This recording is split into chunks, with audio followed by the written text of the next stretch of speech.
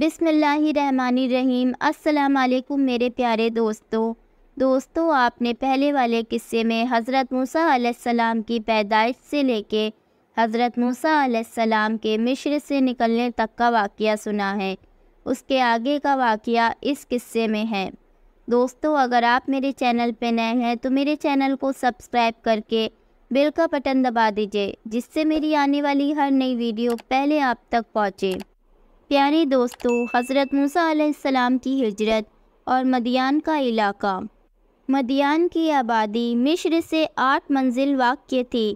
حضرت موسیٰ علیہ السلام چونکہ فرعون سے ڈر کر بھاگے تھے، اس لیے ان کے ساتھ نہ کوئی رفیق اور نہ کوئی رہنما تھا، اور نہ ہی راستے میں خرچ اور تیز بھاگنے کی وجہ سے آپ ننگے پیر بھاگے تھے۔ اس پریشان حال میں موسیٰ علیہ السلام مدین کے علاقے میں داخل ہوئے۔ مدین کا پانی۔ جب مدین کی سرزمین میں قدم رکھا تو دیکھا کہ کنویں کے سامنے پانی حوض پر بھیڑ لگی ہوئی ہے اور جانوروں کو پانی پلایا جا رہا ہے، مگر اس جماعت سے تھوڑی دور پر 2 لڑکیاں کھڑی ہیں اور اپنے جانوروں کو پانی پر جانے سے روک رہی ہیں۔ بہرحال حضرت موسیٰ علیہ السلام سے یہ حالت نہ دیکھی گئی اور آگے بڑھ کر لڑکیوں سے معلوم کیا، تم کیوں نہیں پانی پلاتی؟ پیچھے کس لیے کھڑی ہو؟ دونوں نے جواب دیا، ہم مجبور ہیں۔ اگر جانوروں کو لے کر آگے بڑھتے ہیں تو یہ طاقتور زبردست ہم کو پیچھے ہٹا دیتے ہیں، اور ہمارے والد بہت بوڑھے ہیں، اب ان میں یہ طاقت نہیں کہ ان کو روک کر دور کر سکیں۔ بس یہ سب جب پانی پلا کر واپس ہو جائیں گے تب ہم بچا ہوا پانی پلا کر لوٹیں گے، یہی ہمارا روز کا دستور ہے۔ حضرت موسیٰ علیہ السلام کو جوش آ گیا اور آگے بڑھ کر تمام بھیڑ کو چیرتے ہوئے کنویں پر جا پہنچے اور کنویں کا بڑا ہول اٹھایا اور تہ کھینچ کر لڑکیوں کے مویشیوں کو پانی پلا دیا۔ حضرت موسیٰ علیہ السلام جب بھیڑ کو چیرتے ہوئے درانہ گھسنے لگے تو آگر لوگوں نے ناگوار گزارا، لیکن ان کی جلالی صورت اور جسمانی طاقت سے مرعوب ہو گئے اور ڈول کو تہ کھینچتے ہی دیکھ کر اسی طاقت سے ہار مان گئے، جس کے بلبوتے پر کمزوروں اور ناتواں کو پیچھے ہٹا دیا کرتے اور ان کی ضرورتوں کو پامال کرتے رہتے تھے۔ غرض جب ان لڑکیوں کے جانوروں نے پانی پی لیا تو وہ گھر کو واپس چلی گئیں۔ گھر پہنچی تو عادت کے خلاف جلد واپسی پر ان کے باپ کو بڑا تعجب ہوا۔ پوچھنے پر لڑکیوں نے گزرا ہوا ماجرا سنایا کہ کس طرح ان کی ایک مصری نے مدد کی۔ باپ نے کہا، جاؤ اور اس کو میرے پاس لے آؤ۔ یہ بات چیت ہو رہی تھی اور ادھر حضرت موسیٰ علیہ السلام پانی پلانے کے بعد قریب ہی ایک پیڑ کے سائے میں بیٹھ کر سستانے لگے۔ اجنبی پن اور بھوک پیاس اس حالت میں انہوں نے دعا کی، پروردگار، اس وقت جو بھی بہتر سامان میرے لیے تو اپنی قدرت سے نازل کرے، میں اس کا محتاج ہوں۔ لڑکی وہاں پہنچی تو دیکھا کہ کنویں کے قریب ہی حضرت موسیٰ علیہ السلام بیٹھے ہوئے ہیں۔ شرم و حیا کے ساتھ نظریں نیچے کیے لڑکی نے کہا، آپ ہمارے گھر چلیے، والد بلاتے ہیں، وہ آپ کو ایک احسان کا بدلہ دیں گے۔ حضرت موسیٰ علیہ السلام یہ سن کر اٹھ کھڑے ہوئے اور لڑکی کی رہنمائی میں چل پڑے اور لڑکیوں کے باپ کی خدمت میں حاضر ہو کر ملاقات کا شرف حاصل کیا۔ ان بزرگ نے پہلے تو کھانا کھلایا اور ان کے حالات سنے۔ حضرت موسیٰ علیہ السلام نے ٹھیک ٹھیک اپنی پیدائش اور فرعون سے بنی اسرائیل پر مظالم سے شروع کر کے آخر تک ساری داستان کہہ سنائی۔ بزرگ نے حضرت موسیٰ علیہ السلام کو تسلی دی اور فرمایا کہ اللہ کا شکر ادا کرو، اب تم کو ظالموں کے پنجے سے نجات مل گئی، اب کوئی ڈرنے کی بات نہیں ہے۔ قرآن کریم نے ان بزرگ کو شیخ کبیر کہا ہے۔ شیخ کی بیٹی سے نکاح کا رشتہ۔ اس لڑکی نے جو حضرت موسیٰ علیہ السلام کو بلانے گئی تھی، اس نے اپنے باپ سے کہا، اے باپ، آپ اس مہمان کو اپنے مویشیوں کے چرانے اور پانی مہیا کرانے کے لیے اجر پر رکھ لیجیے۔ اجر پر کسی بہتر آدمی کو رکھا جائے جو مضبوط بھی ہو اور امانت دار بھی۔ بزرگ نے اپنی بیٹی کی ان باتوں کو سنا تو وہ بہت مسرور ہوئے اور حضرت موسیٰ علیہ السلام سے کہا کہ اگر تم 8 سال تک میرے پاس رہو اور میری بکریاں چراؤ تو میں اپنی اس بیٹی کو تم سے شادی کرنے کو تیار ہوں، اور اگر تم اس مدت کو 2 سال بڑھا کر 10 سال کر دو تو اور بھی بہتر ہے۔ حضرت موسیٰ علیہ السلام نے اس شرط کو منظور کر لیا اور فرمایا کہ یہ میری خوشی پر چھوڑ دیجیے کہ میں ان دونوں مہتوں میں سے کس کو چاہوں اور پورا کروں گا۔ آپ کی طرف سے مجھ پر اس بارے میں کوئی جبر نہ ہوگا۔ دونوں طرف کی اس آپسی رضامندی کے بعد بزرگ میزبان نے موسیٰ علیہ السلام سے اس بیٹی کی شادی کر دی۔ مقدس وادی۔ شادی کے بعد حضرت موسیٰ علیہ السلام اپنے سسر کے یہاں مقرر کی ہوئی مدت پورے کرنے یعنی بکریاں چرانے کے لیے ٹھہرے رہے۔ تفسیر لکھنے والے مستبب روایتوں سے پیش نظر فرماتے ہیں کہ موسیٰ علیہ السلام نے پوری مدت یعنی 10 سال کی مدت پوری کی۔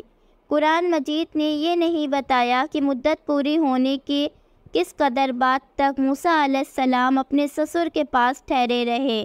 بہرحال حضرت موسیٰ علیہ السلام نے مدین میں 1 مہلت تک قیام کیا اور اس پوری مدت میں آپ کے سسر کے مویشیوں کی دیکھ بھال کرتے رہے۔ اس بیچ ایک بار حضرت موسیٰ علیہ السلام اپنے گھر والوں سمیت بکری چراتے چراتے مدین سے بہت دور نکل گئے۔ جانوروں کے چرنے چرانے کا کام کرنے والے قبیلوں کے لیے یہ بات تعجب کی نہیں تھی، مگر رات ٹھنڈی تھی، اس لیے سردی آگ کی کھوج کے لیے مجبور کر رہی تھی۔ سامنے سینا پہاڑ کا سلسلہ نظر آ رہا تھا۔ یہ سینا کا پوروی کونا تھا اور مدین کا 1 دن کے فاصلے پر لال ساگر کی 2 شاخوں کے درمیان مصر جاتے ہوئے واقع تھا۔ حضرت موسیٰ علیہ السلام نے سامنے کی گھاٹی میں نگاہ دوڑائی تو ایک شعلہ چمکتا ہوا نظر پڑا۔ بیوی سے کہا کہ تم یہیں ٹھہرو، میں آگ لے جاؤں اور آگ لے کر آتا ہوں۔ تاپنے کا بھی انتظام ہو جائے گا، اور اگر وہاں کو رہبر مل گیا تو بھٹکی ہوئی راہ کا بھی پتہ چل جائے گا۔ پھر موسیٰ علیہ السلام نے اپنی بیوی سے کہا، تم یہاں ٹھہرو، میں نے آگ دیکھی ہے، شاید اس میں سے کوئی چنگاری تمہارے لیے لا سکوں یا وہاں کے علاوہ کسی رہبر کو پا سکوں۔ حضرت موسیٰ علیہ السلام جب رسول بنائے گئے، حضرت موسیٰ علیہ السلام نے دیکھا کہ عجب ہی آگ ہے، پیڑ پر روشنی نظر آتی ہے مگر نہ پیڑ کو جلاتی ہے نہ گل ہی ہوتی ہے۔ یہ سوچ کر آگے بڑھے، دھیرے دھیرے آگے بڑھتے جاتے تھے، آگ اور دور ہوتی جاتی تھی۔ یہ دیکھ کر موسیٰ علیہ السلام کو ڈر سا پیدا ہوا اور انہوں نے ارادہ کیا کہ واپس ہو جائیں۔ جیوں ہی وہ پلٹنے لگے، آگ قریب آ گئی اور قریب ہوئے تو سنا کہ یہ آواز آ رہی ہے، اے موسیٰ، میں اللہ ہوں، تیرا پروردگار، بس اپنی جوتی اتار دے، تو طویٰ کی مقدس وادی میں کھڑا ہے، اور دیکھ میں نے تجھ کو اپنی رسالت کے لیے چن لیا ہے، بس جو کچھ وحی کی جاتی ہے اسے کان لگا کر سن۔ حضرت موسیٰ علیہ السلام نے جب اللہ کی اس آواز کو سنا اور ان کے یہ معلوم ہوا کہ آج ان کے نصیب میں وہ دولت آ گئی ہے جو انسانی شرافت کی امتیازی شان اور اللہ کی محبت کا آخری نشان ہے، تو پھولے نہ سمائیں۔ آخر پھر اسی طرف سے شروعات ہوئی اور پوچھا گیا، موسیٰ تیرے دائنے ہاتھ میں کیا ہے؟ حالانکہ رب العزت بہتر علم رکھنے والا ہے۔ موسیٰ علیہ السلام نے جواب دیا، یہ میری لاٹھی ہے، اس پر سہارا لیا کرتا ہوں اور اپنی بکریوں کے لیے پتے جھاڑ لیتا ہوں۔ اللہ کی نشانیاں۔ اب اللہ تعالیٰ نے ارشاد فرمایا، موسیٰ اپنی اس لاٹھی کو زمین پر ڈال دو، اور موسیٰ علیہ السلام نے ارشاد کی تعمیل کی۔ موسیٰ علیہ السلام نے لاٹھی کو زمین پر ڈال دیا، بس یکایک وہ اجگر بن کر دوڑنے لگا۔ حضرت موسیٰ علیہ السلام نے جب حیرت میں ڈال دینے والا یہ واقعہ دیکھا تو گھبرا گئے اور بشر ہونے کے تقاضے کا اثر لے کر بھاگنے لگے۔ پیٹ پھیرتے ہی یہ آواز آئی، موسیٰ اس کو پکڑ لو، خوف نہ کھاؤ، ہم اس کو اس کی اصل حالت پر لوٹا دیں گے۔ حضرت موسیٰ علیہ السلام کی لکڑی 2 شاخہ تھی، اب وہی 2 شاخہ اجگر منہ نظر آ رہا تھا۔ سخت پریشان تھے، مگر اللہ کی قربت نے طمانینت و سکون کی حالت پیدا کر دی اور انہوں نے بے خوف ہو کر اپنے منہ پر ہاتھ ڈال دیا۔ اس عمل کے ساتھ ہی فوراً وہ 2 شاخہ پھر لاٹھی بن گئی۔ اب موسیٰ علیہ السلام کو دوبارہ پکارا گیا اور حکم ہوا کہ اپنے ہاتھ گریبان کے اندر لے جا کر بغل سے مس کیجیے اور پھر دیکھیے وہ مرض سے پاک بے داغ چمکتا ہوا نکلے گا۔ یہ دوسری نشانی ہے۔ موسیٰ، یہ ہماری اور تمہاری نبوت و رسالت کے 2 نشان ہیں۔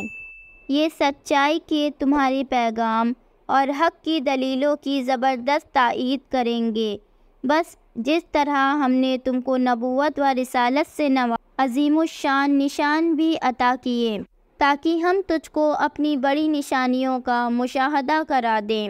اب جاؤ اور فرعون اور اس کی قوم کو ہدایت کی راہ دکھاؤ۔ انہوں نے بہت کش اور سرکشی اور نافرمانی اختیار کر رکھی ہے، اور اپنے غرور و تکبر بے انتہا ظلم کے ساتھ انہوں نے بنی اسرائیل کو غلام بنا رکھا ہے، سو ان کو غلامی سے نجات دلاؤ۔ حضرت موسیٰ علیہ السلام نے جناب باری تعالیٰ میں عرض کیا، پروردگار، میرے ہاتھ سے ایک مصری کا قتل ہو گیا تھا، اس لیے یہ خوف ہے کہ وہیں وہ مجھ کو قتل نہ کر دیں۔ مجھے یہ بھی خیال ہے کہ وہ مجھے بہت زور سے جھٹلائیں گے اور مجھے جھوٹا کہیں گے۔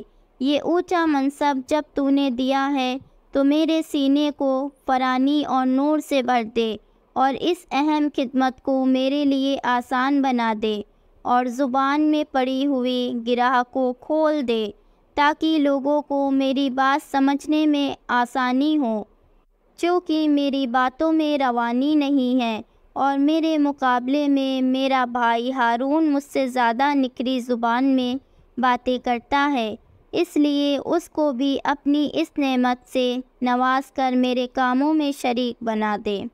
اللہ تعالیٰ نے حضرت موسیٰ علیہ السلام کو اطمینان دلایا کہ تم ہمارا پیغام لے کر ضرور جاؤ اور ان کو حق کا راستہ دکھاؤ، وہ تمہارا کچھ نہیں بگاڑ سکتے، ہماری مدد تمہارے ساتھ ہے، اور جو نشان ہم نے تم کو دیے ہیں وہ تمہاری کامیابی کی وجہ ہوں گے، اور نتیجے کے طور پر تم ہی غالب رہو گے۔ ہم تمہاری درخواست منظور کرتے ہیں اور تمہارے بھائی ہارون کو بھی تمہارا شریک کار بناتے ہیں۔ دیکھو، تم دونوں فرعون اور اس کی قوم کو جب ہمارے صحیح راستے کی اور بلاؤ تو اس پیغام حق میں نرمی اور مٹھاس کے ساتھ پیش آنا۔ کیا عجب ہے کہ وہ نصیحت قبول کر لیں اور خدا کا خوف کرتے ہوئے ظلم سے باز آ جائیں۔ پیاری دوستو، اس کے آگے کا واقعہ ہم موسیٰ علیہ السلام کے پارٹ 3 میں جلدی بیان کریں گے۔ دوستو، ویڈیو اچھی لگی ہو تو ایک لائک، ایک کمنٹ ضرور کیجیے۔ آپ کس طرح کا واقعہ آگے دیکھنا چاہتے ہیں کمنٹ میں مجھے اپنی رائے بتا سکتے ہیں۔ انشاءاللہ جلد ہی ملتی ہوں اس واقعے کے تیسرے پارٹ کے ساتھ۔ اللہ حافظ۔